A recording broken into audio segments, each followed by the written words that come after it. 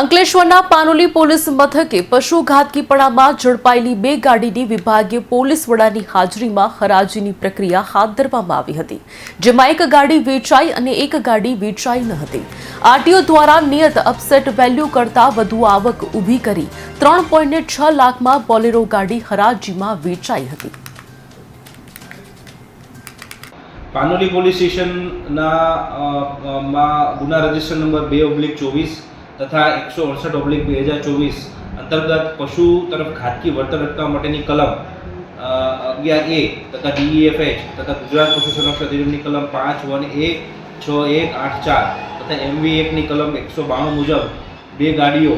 Tata pickup GJ 26T1605 તથા Mahindra Bolero GJ 16AU 9230 બે ગાડીઓની હરાજી માટે આજે પ્રક્રિયા હાથ ધરવામાં આવી હતી। આ બંને ગાડીઓની અપસેટ વેલ્યુ જે છે તે આરટીઓ દ્વારા આપવામાં આવી હતી, જેમાં એક ગાડી ટાટા પિકઅપનું લો બિડિંગ થયેલ હોવાથી તેની હરાજી થઈ શકવા પામેલ નથી, જ્યારે મહિન્દ્રા બોલેરો GJ 16AU 9230 જે છે જેની અપસેટ વેલ્યુ કરતાં ઉપર બોલી લગાડતા આજે તે ગાડીની હરાજી કરવામાં આવી છે, જેમાં સરકારશ્રીને અંદાજે 3,06,000 જેટલી કિંમતની એમાં હરાજી કરીને આપવામાં આવેલ છે અને એ બાબતે પંચનામું કરી વિડીયોગ્રાફી કરી અને એની કાયદેસરની પ્રક્રિયા હાથ ધરવામાં આવી।